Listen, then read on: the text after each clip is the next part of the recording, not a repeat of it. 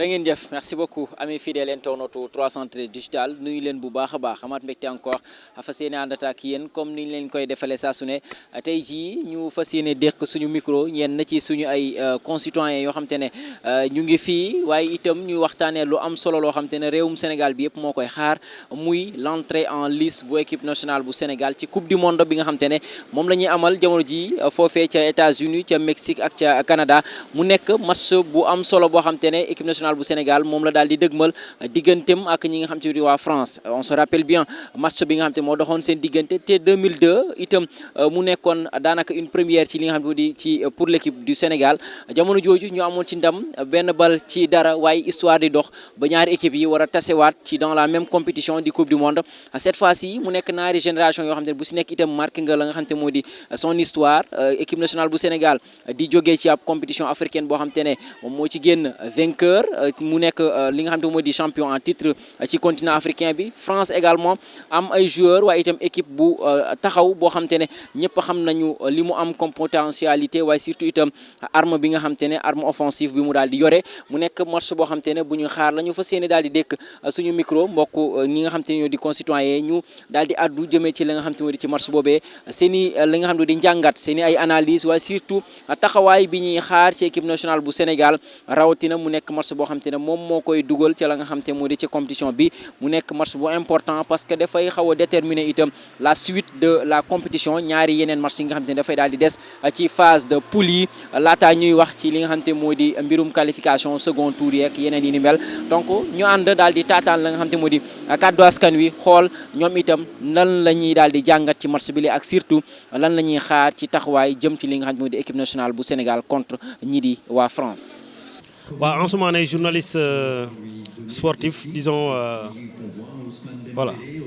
Voilà Ansou suba war a yemook talaata wala boog tey ci talaata ji nga xam te ne kon équipe nationale bu Sénégal dafa war a entrer en lice ci coupe du monde bi nga xam te ne moom la ñuy amal foofee ca États-Unis Mexique ak ca Canada déjà nan nga jàpp ne noonu la équipe nationale bu Sénégal bi war a entrer ci compétition bi vu équipe bi nga xam te ne moom lay taseel di France. Bon, Sénégal, comme les autres grandes équipes, nous avons abordé la Coupe du Monde, nous l'avons abordé. Je pense que les entraîneurs et les joueurs sont très conscients de lolo. Moi, on a une très bonne équipe. Et dans une très bonne équipe, on a un bon collectif et on a un bon 11 aussi pour démarrer le match. Je pense que Pape Thiaw et Stafam, déjà, nous déjà 11 en tout cas, jusqu'à la preuve du contraire. Pour moi, si France joue avec le système qu'il a l'habitude de jouer, Sénégal dafa war a jouer son système de 4-4-2 pour man loolu moom mooy gënal parce que France ci kanam ça va très vite. On a des joueurs qui sont très bons sur le 1 contre 1. Ousmane Dembélé, Kylian Mbappé ou Désiré Doué ou encore Michael Olise bu nga xamante ni ñëpp di ko xaar donc loolu mooy tax soo leen contrer nga mën a créer des difficultés dans le dernier tiers mais soo jouer dans le système 3-5-2 bi repli bi dina am mais organisation du fa am te bu défaillance amee rek à tout moment le Sénégal peut prendre un but ou bien mën na nekk dans les difficultés soit bu ñu la dugalulee da ngay jël ay carton yoo xamante ne ci mondial bi gis nañ ni équipe yi nga xamante ne nii am nañ sanction administrative teel ci match bi début de match bi donc deuxième mi-temps le coach est obligé forcément mu def changement mu changer le dispositif on a vu avec le Brésil bi nga xamante ne nii waa ji il était obligé de génne Casemiro parce que Boadi da ko indil situation bu compliquée donc mënoo ko bàyyi dans un milieu boo xam ñaari milieu technique yoo xam dañu mën football ci système boobu noonu voilà pour man Sénégal da ko war a aborder phase boobu la ko war a aborder sereinement et puis que li ma dégg gu Ghana jouer quoi parce que bu Ghana jouer ça va nous valoir beaucoup plus de satisfaction. D'accord, beaucoup de satisfaction ci côté Ghana mais gis nañu ñaari match yi nga xam te ne équipe nationale bu Sénégal football na ko ci phase préparatoire bi benn bi mu jëlee ci défaite contre les États-Unis deuxième bi itam mu jëlee ci match nul déjà loolu ndax du am lu mu def ci li nga xam te ne moom moo di ci joueur bi ci joueurs yi ci équipe bi en général avant ñuy dugg ci li nga xam ne compétition bi ak loolu naka lañ ko war a mën a gérer surtout ci compétition bu mel ne une compétition mondiale. Oui, c'est les moments de doute. Tu sais, les matchs de préparation font partie des compétitions souvent. Bignou Degmal. Moi, mondial, Bignou Degmal. Match bobu, ci bobu la dougué. États-Unis gagné la, nul ak Arabie Saoudite. Mais ça n'occulte pas forcément la façon d'aborder en tant que des joueurs aguerris, en tant que des compétiteurs de haut niveau,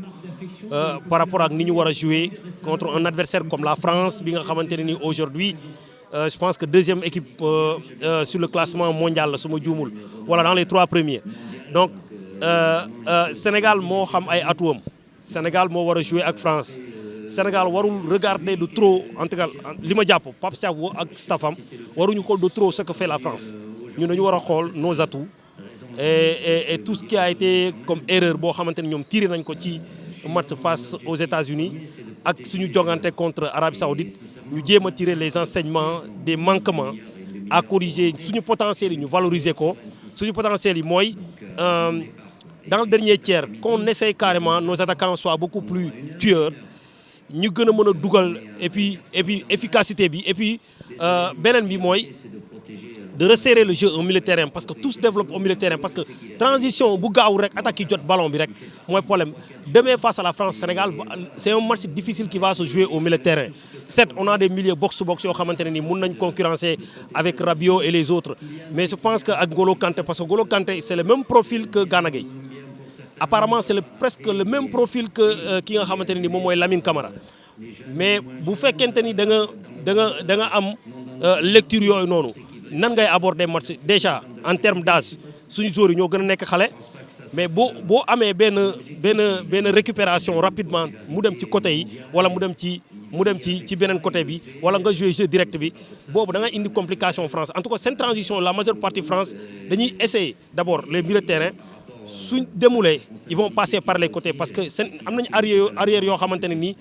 sen flanc yi dañuy pivoter de trop donc ils font beaucoup de projection devant. Donc Sénégal doit jouer sur son propre atout, ne pas prendre en considération trop ces 2 matchs-là de référence. Oui, c'est vrai que match amical est important,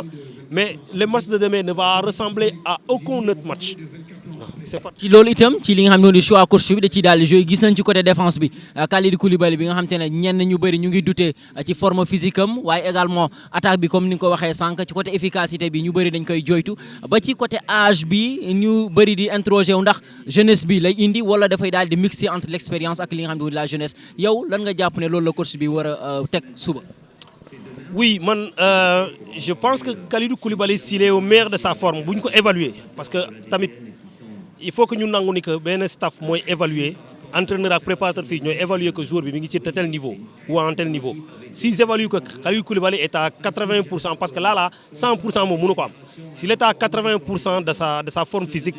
pour man mun na démarrer match bi. Mais si Kalidou Koulibaly n'a pas les 70%, pour man il faut pas le faire jouer. Man je parie sur ça parce que on a vu contre Arabie Saoudite Koulibaly a eu beaucoup de relances manquées. Koulibaly a eu des retards sur des ballons yo xamanteni il n'avait pas l'habitude de le faire. Donc pour moi, il y a un écart physique. Mais quand nous jouons avec l'Arabie Saoudite, il s'est entraîné avec le groupe. Ils ont dû évaluer certainement avec les préparateurs physiques, évoluer avec le joueur en tant que même le concerné. Maintenant, c'est au staff, à Pape Thiaw et ses hommes de prendre la bonne décision, de faire jouer celui qu'on pense qui doit être le bon, soit Malang là, soit lui là, soit Moussa Niakhaté là, soit Abdoulaye, qui là, l'autre là, Mamadou Sarr, Abdoulaye Seck là. Ça dépend de lui exactement et tout le staff. Maintenant, Kalidou Koulibaly est un cadre de l'équipe sur lequel il faut compter, vu son expérience, vu sa gabarit. Parce qu'il faudra que demain, qu'on ait au moins quelqu'un dans la défense qui pourra bousculer trop les Thuram. Parce que Thuram, c'est des joueurs de duel. Nous sommes en défense. Donc on est fixé le diou, au contact. Après, les autres sont libres. Les Kylian Mbappé pourront avoir la possibilité de faire leur mouvement tranquillement. Au dépend des défenseurs. Pour jeexal le Sénégal a l'habitude de jouer avec son public même bu fekkee ne daanaka 12e gaynde ak yeneen kii lañ doon gis ñuy déplacé wu ren ñu gis ne peut-être ñooñu defuñu déplacement loolu ndax du impacter la nga xam te moo di équipe bi ci bu ñuy daal di aborder seen match. Oui, l'importance du 12e gaynde ou dans les Casa ou récemment de l'Ebougui ou de tous les supporters du Sénégal, de l'équipe nationale, du monde entier, n'est pas à occulter. Hein. On est d'accord qu'ils sont présents, mais on dit qu'on fait souvent avec les moyens du bord. parce que tey du ñu toog ba tey à moins de 24 heures ñu ne dañuy jooy la présence des supporters su mënul nekk la diaspora est très bien présente aux États-Unis au Canada et partout dans le monde au Mexique au Brésil bu ñu mënee rejoindre bu ñu mënee am njëgu ticket bi nu mu seeree ci ñun xëy na peut-être dina xaw a tane ci ñoom ñu dem dooleel gaynde yi mais l'important des supporters moom ku ne baaxul wala ku ne amul important da ngay wax lu la neex parce que dañuy wax naan fecc liir bu neexee ndeyjaatee ca wag ya donc pratiquement boo xoolee seen importance à chaque fois bu nga dugalee bii équipe yëpp gis nañ dem ba Côte d'Ivoire gis nañ Haïti gis nañ Curaçao des pays yoo xamante ne nii ay réew yu ndaw lañu mais bu ñu joueurs yi saa ñu dugalee bii rek da ngay gis excellente communauté bi nga xamante ni réalisateur bi da koy montré muy motiver autant ñun ñi nga xam dañuy seetaan waxatuma la sax koo xamante ne nii mi ngi terrain di mouiller les maillots mais les billets sont extrêmement chers et li effort bi nga xamante ne ni moom mooy état du Sénégal def en termes de billets war ko séddalee mais le nombre n'a pas été consistant mais il fallait faire le juste arbitrage ma loolaa jàpp mooy jox ko ñi nga xamante ne nii ñoom ñoo am chance tombé yelloo dem parce que ñëpp mënuñu dem quoi en fait parce que billet bi dafa cher dafa metti et puis ñëpp bëgg a participer quoi donc juste que condition d'accès yi tamit le Sénégal fait malheureusement de la shortlist des 20 pays yoo xamante ne nii donc ñu ngi ci listu États-Unis du gouvernement Trump voilà donc ñun blacklist boobu noonu ñuy wax amuñu chance mais est-ce que da ngay xaar ba nga am possibilité est-ce que da ngay xaar ba loolu am pour mën a dem pousser les lions ñi fa nekk ñu ngi leen di lancer appel def mobilisation vraiment ñu dem soutenir gaynde yi de les façons du côté du Sénégal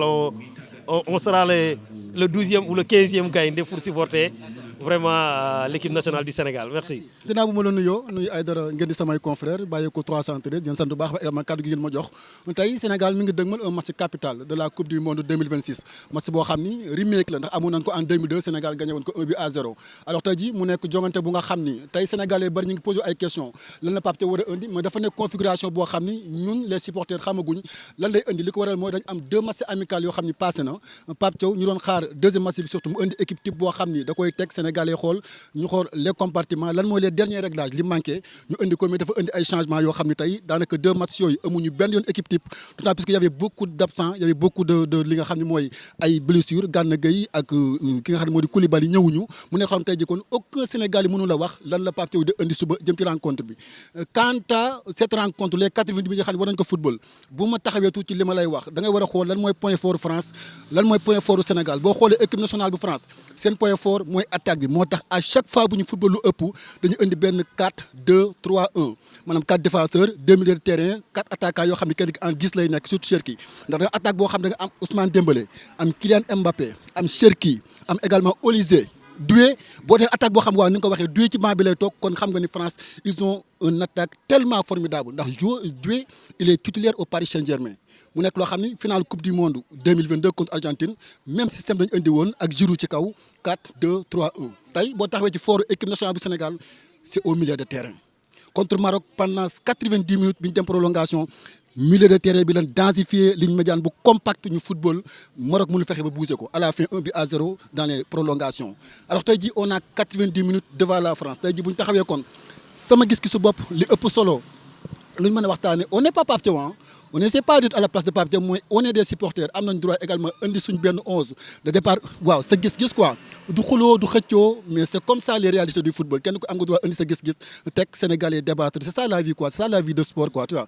bu ma ñëwoon tey ci 11 de départ bi dama ni xam nga football dafa am 4-4-2 c'est un système classique boo xam ne dans le monde du football footballatuñ ko parce que dafa metti c'est ultra défensif ci en coupe du monde on a 3 matchs de poule yoo xam ni tu as besoin de marquer des buts pour sortir de la poule dem en 8e de finale donc tu peux pas jouer avec un 4-4-2 le FISTES on est obligé de faire un 4-3-3 mu nekk système boo xam ni ça te permet d'équilibrer parfaitement les compartiments du terrain bu ko defee mu nekk 4 défenseurs 3 milieux de terrain ak 3 attaquants te bu andi woon tey 4-4-2 l'équipe nationale du Sénégal ni mu composé wu mayu la 4-4-2 ndax boo defee 4 défenseurs tey ci banc bi doo am dara loo xam ne mën ko remplacer kon on est obligé avec nombre d'attaque bi ñu am ñu def 4-4-3 tey lu ma lay indil charnière centrale maanaam défense bi dama lay indil Kalidou Koulibaly certainement depuis juillet footballul il sera bel et bien peut-être absent kon koy indi le gars Sarr là Mamadou Sarr ngay indi accompagné de Niakhaté charnière centrale kii bi latéral bi latéral droit nga am Krépin Diatta, latéral gauche naturellement El Hadji Malick Diouf laa fay teg mooy dajeeg Olise defe naa. El Hadji Malick choix bi foofu itam dafay daal di imposé wu entre moom ak ki nga xam ne moo di Jacobs vu xëy na li nga xam te moo di les flancs équipe nationale bu France li nga xam te moom moo di liñ fa am comme ay potentialité nit ñu gaaw ñoo xam te ne itam ñu efficace en 1 contre 1 foofu choix bi dafay important ci ki nga xam te moom moo di Pape Thiaw entre les deux. Absolument la comparaison ñëw na diggante Jacobs ak ki nga xam ni mooy El Hadji Malick Diouf kan moo ci war a départ mais man de ma vision personnelle je pense que El Hadji Malick Diouf vis-à-vis ce qu'il a fait pendant la Coupe d'Afrique naam yàggagul ci équipe mais def na performance yoo xam tey jii Jacobs c'est-à-dire critiqué wu ma ko c'est un beau joueur mën na ko tenir mais Olise mi ñu am xam nga tey 4-3-3 latéraux yi dañuy dem di ñëw ça demande une grande capacité physique boo xam da nga ko war a am da ngay dem supplier défense bi jàppale attaque bi jàppale leen après nga ñëwaat taxaw contre également parce que c'est-à-dire problème mu 4-3-3 mooy derrière day vide parfois day am ay kii excentré ci leen di jaar di ñëw ci attaque France lépp lañ ko miser ci attaque bi on aura 4 attaquants yoo xam dañuy attaqué alors li ma la wax kon tey latéral gauche man El Hadji Malick Diouf laa fay teg boo ñëwee ci milieu bi on va faire un 4-3-3 avec un milieu de terrain boo xam ni c'est une option avec un 6 parce que waaw benn 6 mooy football ak 2 milieux yoo xam ne ay 8 lañ tu comprends li ma wax léegi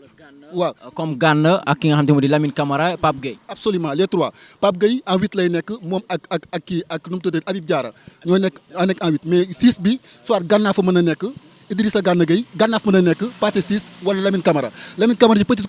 catégorie doon na footballer en 6 mais gisatuma ko ci équipe nationale bi mu koy footballer alors tey on est obligé avec l'absence de Gana ñu indi ki nga xam ne mooy Pathé Ciss en 6 mu ne fa ndax dina permettre comme Mamadou Sarr il n'est pas si en forme 2 matchs yi perte de balle yi kii du ko mën di supplier également di fatt foofu noonu di gale ba bal bi du dem ci moom lu bëree bëri militaire bi en 6 en 8 fi nga xam ne Pedri fi lay football en Espagne fa nga teg Pape Gueye ak Habib Diarra dafa am ñetti fort ci équipe nationale bu Sénégal il est un milieu tellement fort mën na football excentré bu gars yi yéegee ci kaw a kaw mën na nekk en 10 bu fekkee gars yi dañ def bal aussi ci kaw a kaw dafa am lu am solo foofu noonu alors attaque bi naturellement Sadio Mané ci droite bi buy man la question se pose Ismaïla Sarr il n'était pas en forme en Coupe d'Afrique moo tax ñu doon indi Iliman Ndiaye mais je pense que ni tey ji Iliman Ndiaye moo nekk fi mu nekkoon ba tey pointe bi nag la ñuy wax kan ma fa war a nekk diggante Ismaïla Sarr ak ki nga xam ne mooy Nicolas Jackson il joue un jeu dos au but maanaam moom day jéem a recevoir bal bi daal koy décaler daw jëliwaat ko ci foofu kan nga fay am Upamecano nga fay am ak William Saliba ñoo fay nekk ay gabarit lañ yoo xam ni boo ñëween dos au but dañ lay delloo fa nga jógee woon xam nga lu ma la wax kon nag on est avoir un Ismaïla Sarr boo xam ne il joue entre les lignes il demande la profondeur dugg également il a une pointe de vitesse mu nekk sa 10 bu nga xam ne man personnellement bon je l'ai pensé comme ça moom la ñu war a teg jëm ci li nga xam ne moo ñëwal cette équipe nationale du Sénégal et bien évidemment Edouard Mendy dans les buts.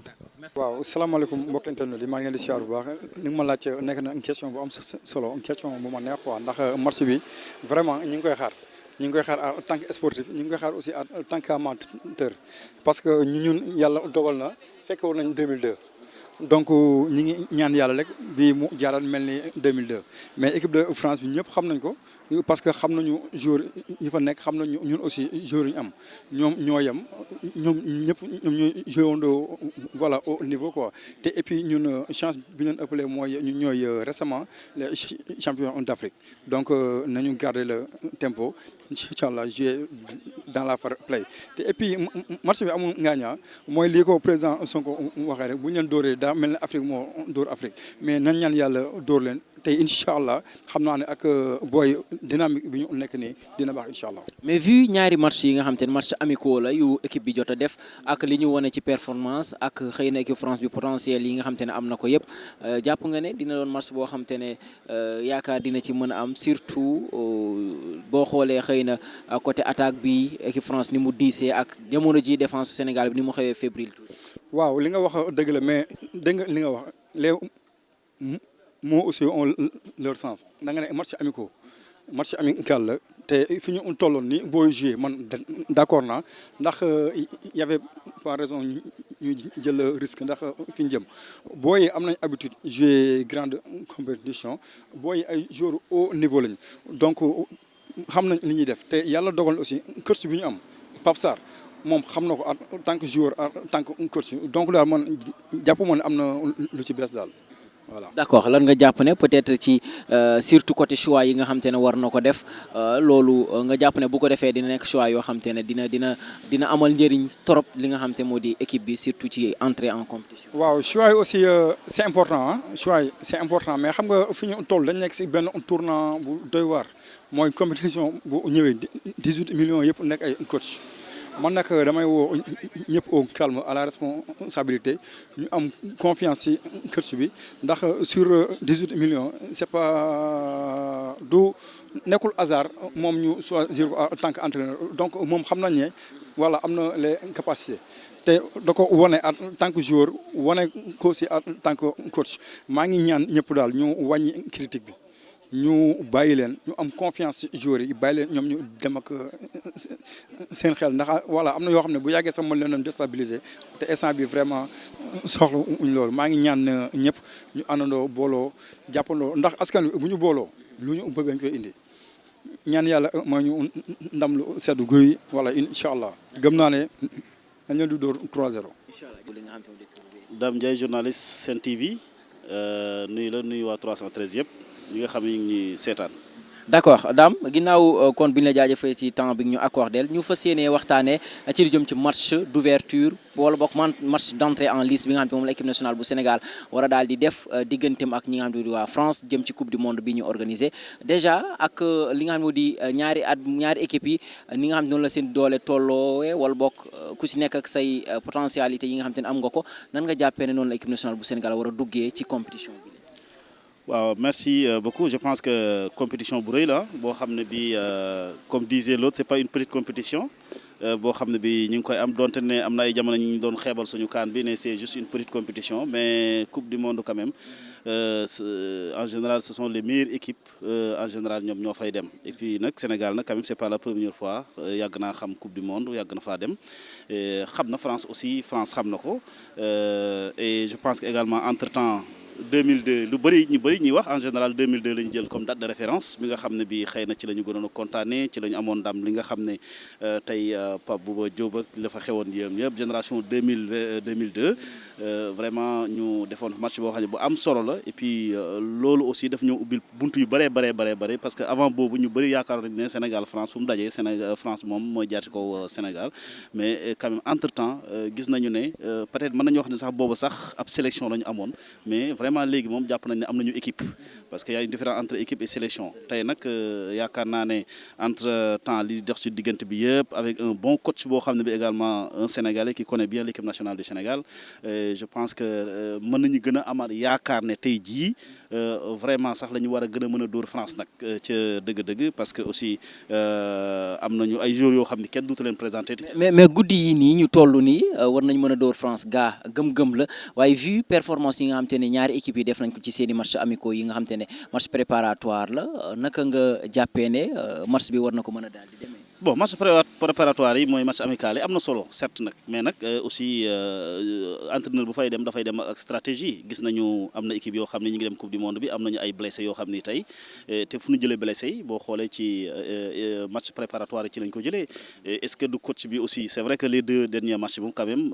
rassuré wuñu Sénégal yu bëri ñu ngi naan vraiment rassuré wuñu carrément mais aussi peut-être stratégie la boo xam ne bi coach bi mi ngi ko doon jëfandikoo pour vraiment fexe ba am équipe boo xam ne bii dana ko mën a yóbbu parce que en général 11 de départ yi gis nga ko kenn ku nekk ñam na ba nga xam ne bi tey mën nañu wax ne vraiment équipe yii nañu fàtte li fi jaar amical yeeg yooyu jàpp ne xëy na suñu diggante ak États-Unis li fi jaar tout ça je pense que mën na bañ a mel ni bu ñu duggee bu ñu dajeek waa France ndax quand même Aliou ki nga xam ne kii moom mooy son coach di Pape Thiaw xam na équipe bi je pense que moom génération 2002 la bokk sax su ma juumul tey moom je pense que li mu bëggoon a wut lépp wut na ko am na staff bu baax et je sais que ne également il sera très bien accompagné je pense que France daal dina neex match bu am solo lay doon nag surtout match d'ouverture ci ñun lu am solo lay doon te je pense que ñoom itam bëgg nañoo def lu ëpp li nga xam ne seen mag ñi 2002 def nañu ko et puis c'est la dernière CAN aussi pour coupe du monde également pour Sadio Mané ak ñeneen ñoo xam ne ñi tey ténor yu bëree je pense que duñu rater histoire bi. duñu raté histoire bi nga daal di tasek équipe boo xam te ne bu toll ne France attaque bi ni mu tolloog ni mu diisee ak li nga xam ne di profil yi mu ci am nga nekk itam équipe boo xam te ne défensivement gaa am nga ay profil yoo ci am mais jamono ji ñu gis ne défense bi dafa xaw a fébrile tuuti ci côté choix yeeg système de jeu bi itam jàpp nga ni lu war a mën a am importance la ci choix yi surtout match bi nii. waaw xam nga boo xoolee équipe nationale bu Sénégal d'abord am nañ ñoo xam ne ñoo am expérience. même fekkee am na ñoo xam ne c'est leur première coupe du monde ñu koy football mais quand même am nañu ay joueurs yoo xam ne dañoo am expérience xam coupe du monde carrément et je pense que joueurs yi yëpp ñu ngi fii kenn amagul benn jafe-jafe boo xam ne bii yëgagum nañ ko entre temps et puis l'équipe de la France également c'est un peu rajeuni boo xoolee égi ñi fay tey am expérience bi wala joueurs yi nga xam ni xamoon nañ leen fi tey bëreetul ñu bëri ñu bees la même fekkee ne ñu ngi football ci dans les plus grands clubs aussi ñu bees la je pense que tey ñoom ci bu ñuy xool daal vraiment coupe du monde moom mënoo wax ne ay favoris wala kii parce que lépp ça se joue sur le terrain toutes les équipes se valent mais quand même suñu jeunes yi nga xam ne dañ leen a yor ak expérience ak ñu am expérience yi nga xam ni 4 voire 5 yoo xam ni am nañ ko je pense que mën nañu def différence bu baax a baax même ni ngay wax défense bi aussi je pense que war nañ ciy góorgóorlu pour dire vrai aussi parce que lu bëree bëri en général ñoo koy joxe attaque daal je pense que man Sénégal attaque moo gën baax défense bi. Merci beaucoup. Merci à vous. Merci.